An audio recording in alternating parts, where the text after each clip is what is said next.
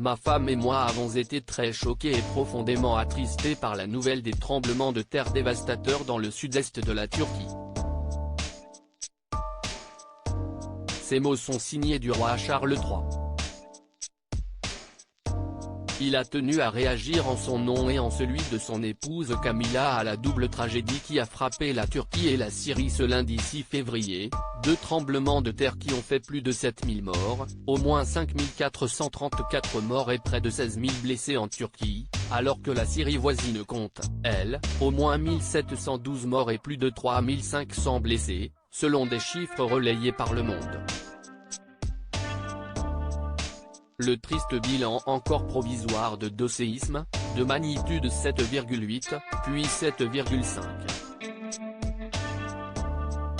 Le pire séisme en Turquie depuis celui du 17 août 1999 qui avait tué 17 000 personnes, rappelle le journal. Un deuil national de 7 jours a été décrété. Je ne peux que commencer à imaginer l'ampleur de la souffrance et de la perte à la suite de ces terribles tragédies et je voulais particulièrement exprimer notre sympathie la plus profonde et la plus sincère aux familles de tous ceux qui ont perdu des êtres chers, a poursuivi le souverain dans le communiqué publié ce mardi 7 février. Avant de conclure, nos pensées et nos prières vont à tous ceux qui ont été touchés par cette épouvantable catastrophe naturelle, que ce soit par des blessures ou la destruction de leurs biens, ainsi qu'aux services d'urgence et à ceux qui aident aux efforts de sauvetage. Funérailles d'Élisabeth II, la famille royale et les personnalités politiques rendent un dernier hommage à la reine de dizaines de pays mobilisés en Turquie, où 5000 bâtiments se sont totalement effondrés, 7840 personnes ont d'ores et déjà pu être extraites des décombres. Il faut aller vite, car le froid n'est malheureusement pas le meilleur allié des rescapés.